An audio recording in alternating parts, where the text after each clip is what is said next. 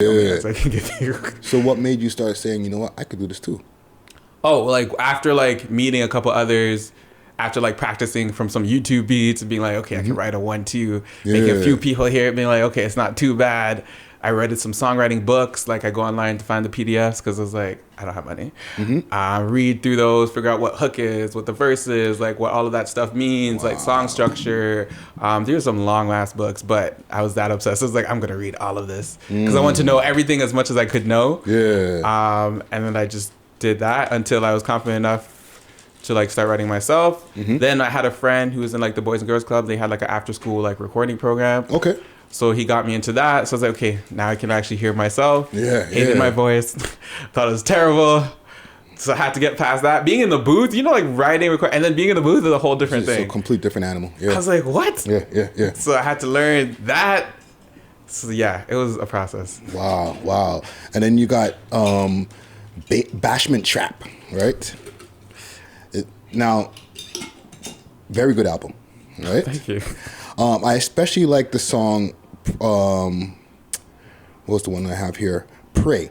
Right? So tell us about your spiritual connection and how that plays into your music and stuff like So yeah, I was raised Christian my whole life, still am, you know, love me some Jesus.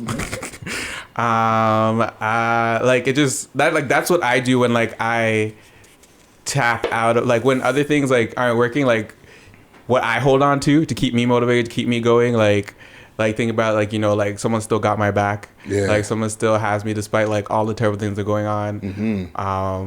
Like that kind of keeps me going. It gives you something to hold on to. Like think like faith is like really important. It just helps strengthens you, helps you to know your purpose, to know like your worth, to know like how you can see yourself, and like it just keeps you, like, I think it makes me more motivated and more perseverant, if that's a word.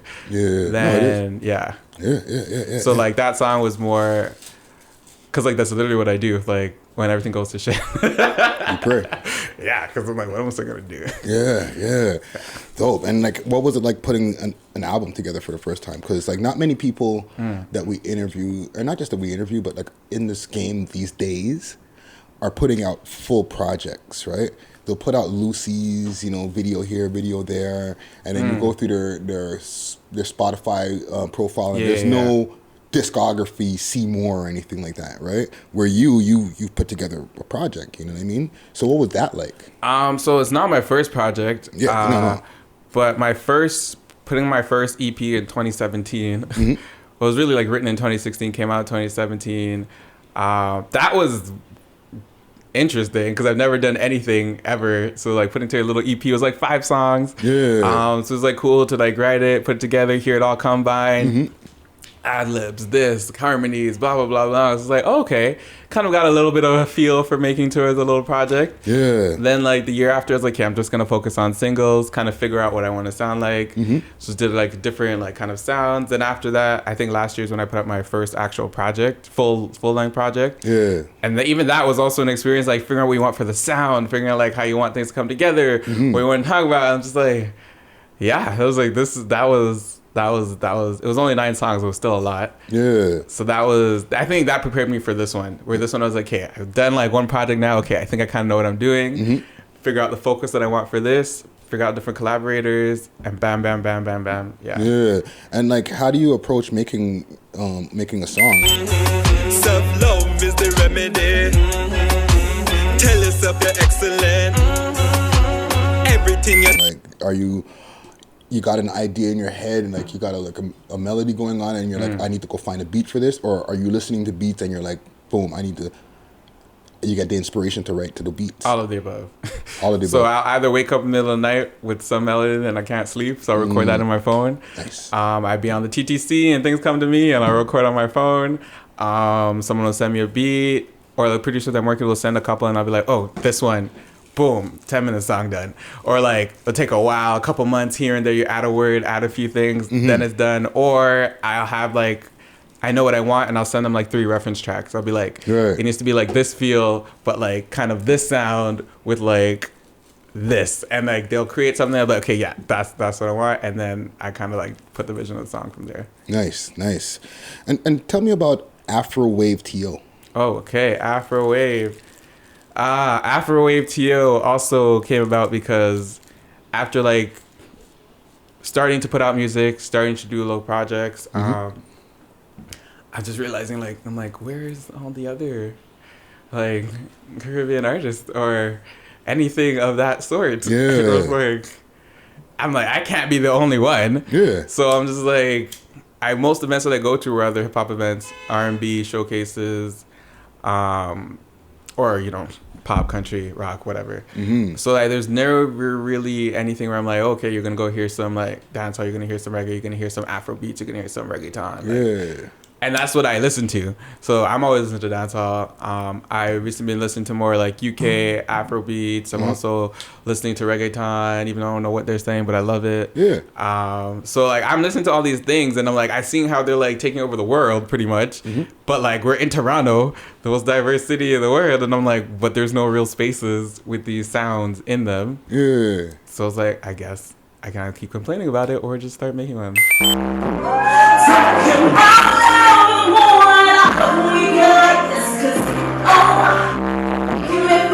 Do it yourself. Yeah, man.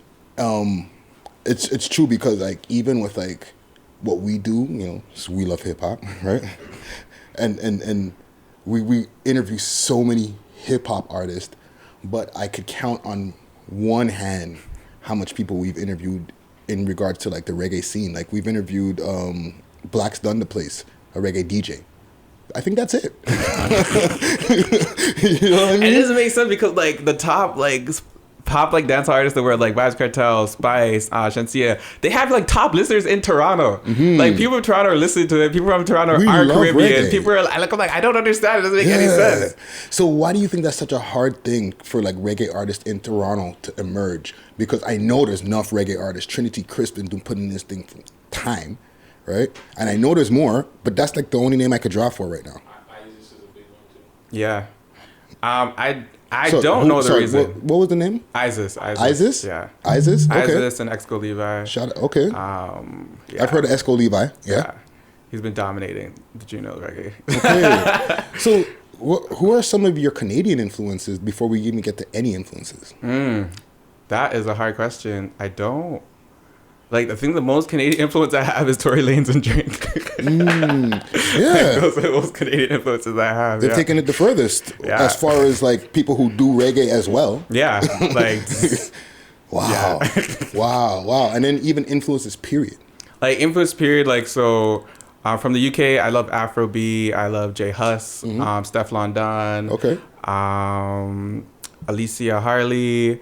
There is... there's so many amazing UK artists. What is her name? Miss Banks, Lisa Mercedes, Stylo G. From like Jamaica, I love Shenseea, Spice, Vybz Kartel, Conscience, RDX, some Movado, some Beanie Man. And from soca, I also love Machel Montano, love Destra. There's a Sean Paul, of course. Sean Paul. Yeah, I love Sean Paul. Like, trying to get a feature if he's out there. Hey, you might be watching this. Yeah, so those, among other people that I don't necessarily like listen, but like those are like the main influences. You know what? It's crazy because there's so much culture over here in Toronto, and there's so many artists who are trying to do their thing in the reggae scene, and there's so many people doing their thing over there in Jamaica, right? And the only people, like, for example, you mentioned Drake, right?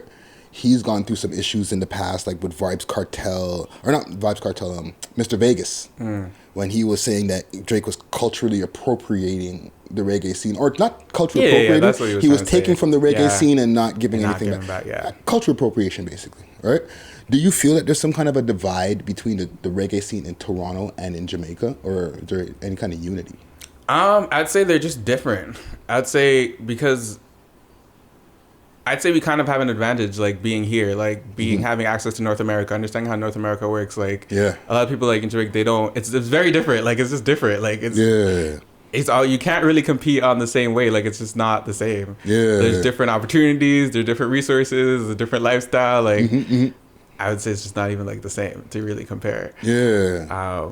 But like, I mean, you know, people are saying that there's people that think that he's taking from him. Then there's the people that love it. Like, I'm just like, to me, I'm glad he's bringing more awareness to it, because before, like, now a lot of people were like, they knew what it was. They even like knew what any dancehall was. Yeah. But I think anything with a beat is dancehall. Like, so I'm glad he's putting more awareness to it, because that makes it more mainstream, which makes it more commercially viable for us upcoming artists, which makes it like labels see it as more, take it more seriously, see that it's actually profitable, actually want to invest in the kind of culture when they see those sounds doing. So like, I think of all the benefits that it can bring. Yeah. And to me, yeah, that's what I want. You're a glass half full type of guy. Yeah. Yeah.